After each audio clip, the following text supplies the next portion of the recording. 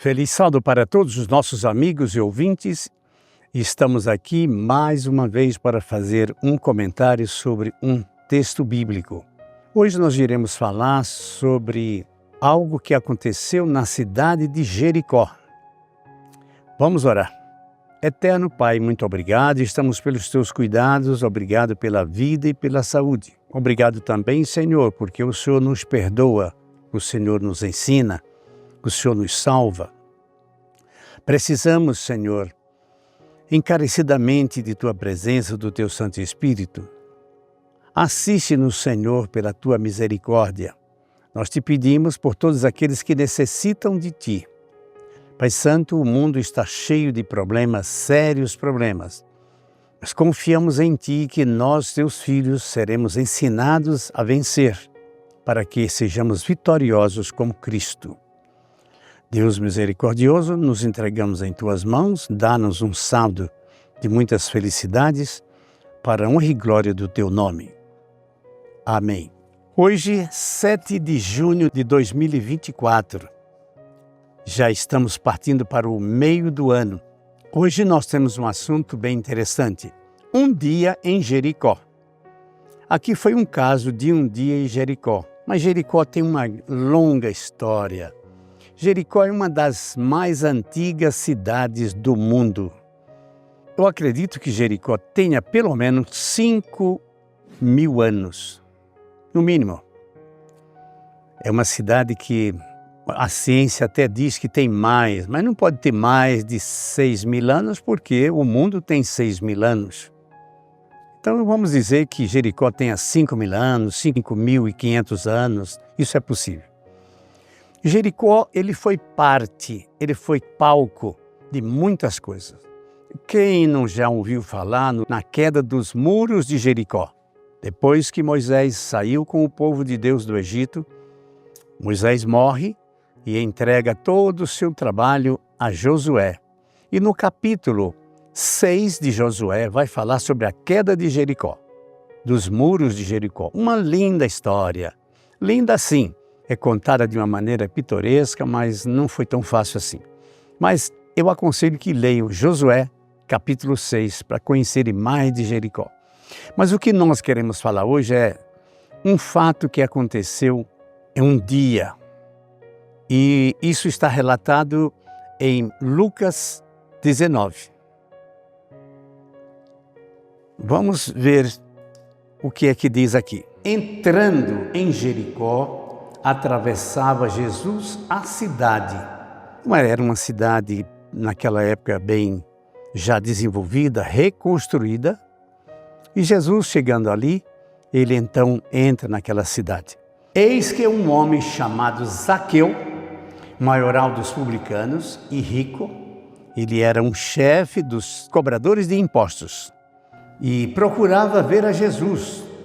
Quem? O Zaqueu. Mas não podia, porque era uma grande multidão que estava cercando a Jesus. Zaqueu era de pequena estatura, um homem baixinho, não sabemos quanto ele media.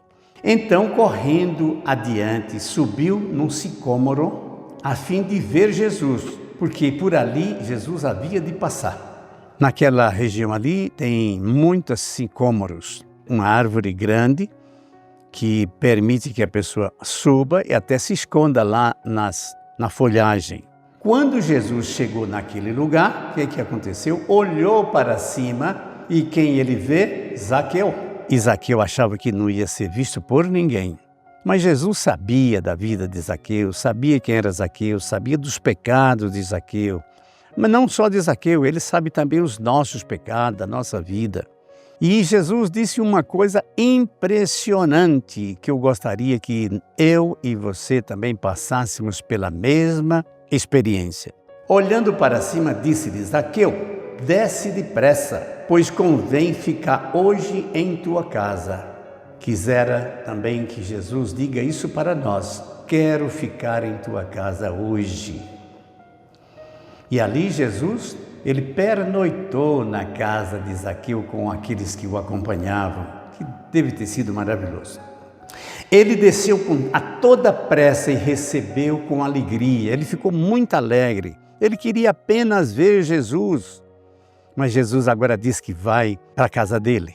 Com certeza ele rapidamente já chamou ali pessoas para o auxiliar e mandou dizer para as cozinheiras que preparassem um jantar para Jesus e para o grupo dele também.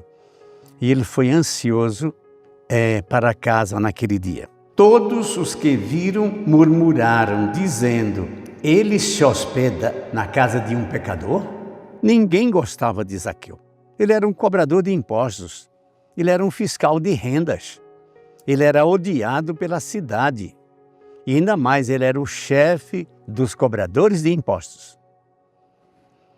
Mas Jesus disse algo extraordinário. Entremente, Zaqueu se levantou e disse ao Senhor: Senhor, resolvo dar aos pobres a metade dos meus bens. E se em alguma coisa defraudei alguém, eu quero restituir 4 vezes mais. Jesus então disse o seguinte: hoje entrou a salvação nesta casa, pois que também este é filho de Abraão. Zaqueu, descendente de Abraão, era um judeu.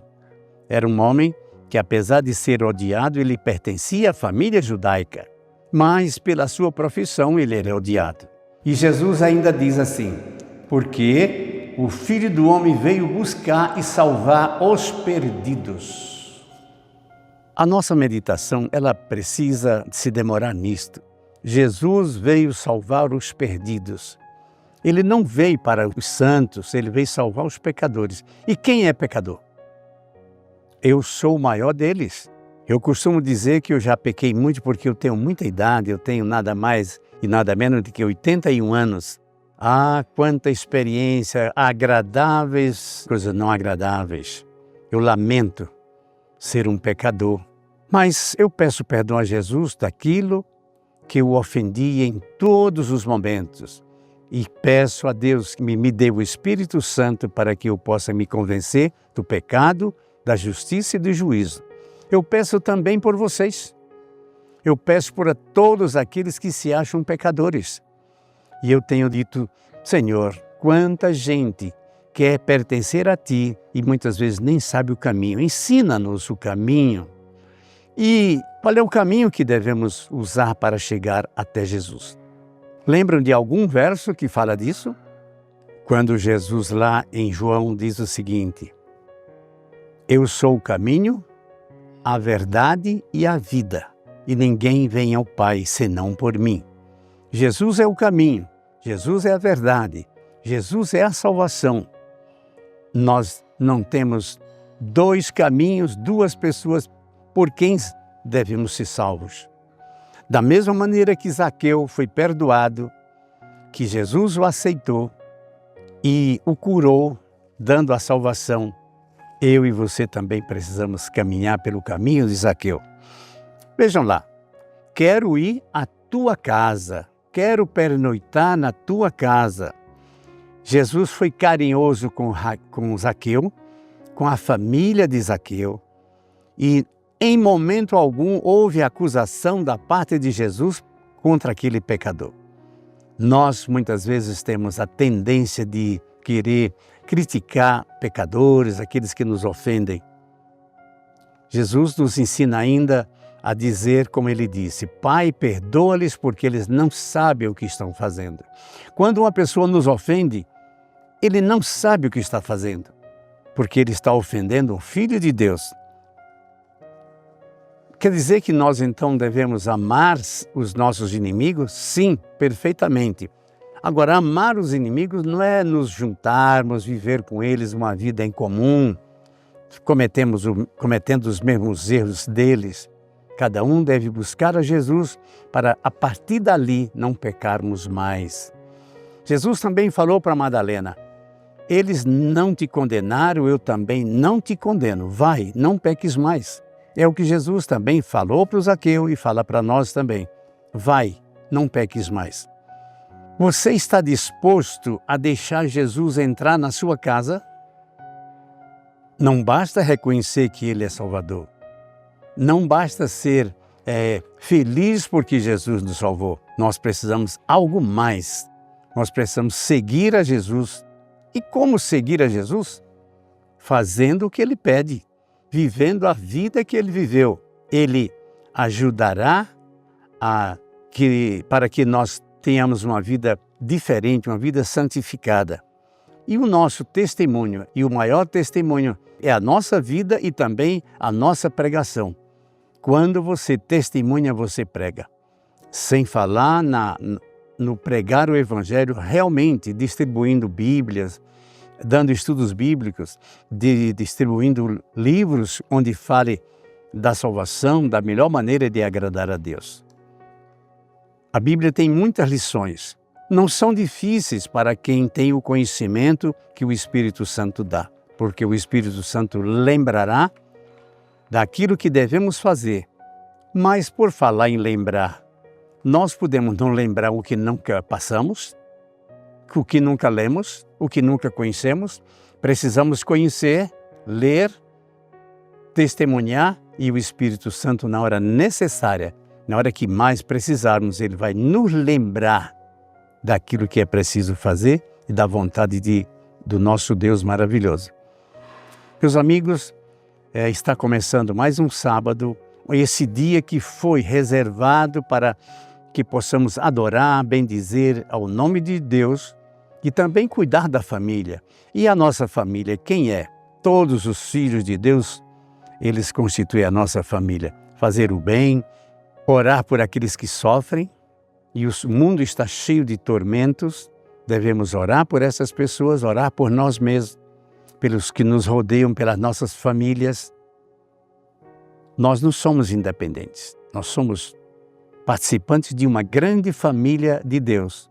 Por isso precisamos sentir as dores, as alegrias, orar por eles e nos entregar inteiramente nas mãos desse Jesus, porque Ele há de curar todos aqueles que o procuram. E vamos dar condições para que Jesus diga: quero hoje pernoitar em tua casa, entrar em tua casa. E a disposição nossa tem que ser a disposição de Zaqueu. Se defraudei alguém, que eu quero restituir, e eu quero também auxiliar aos pobres, não só com dinheiro, porque dinheiro muitas vezes nós não temos, mas também com dinheiro, é lógico, se tivermos, mas com ensinamentos. Eu tenho de vez em quando pedido para as pessoas lerem o capítulo 58 de Isaías. Ele nos ensina ali coisas extraordinárias. Como realmente fazer a vontade de Deus. Como jejuar. Só que o jejum que ali Jesus nos apresenta é um pouco diferente de apenas ficar sem comer ou vestir saco e dormir na cinza. É mais do que isso. É libertar os cativos da ignorância. É libertar aqueles que não têm conhecimento. É levar ao mundo o Evangelho, dizendo que Jesus é o caminho, a verdade e a vida. Que Deus nos abençoe ricamente e vamos orar. Eterno Pai, estamos aqui dispostos a pertencer a Ti e queremos que o Senhor pernoite em nossa casa.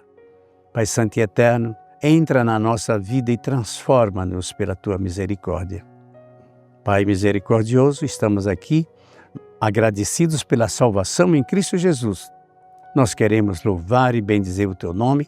Para tanto, Senhor, ensina-nos para que possamos então fazer a Tua vontade. Em nome de Jesus pedimos. Amém.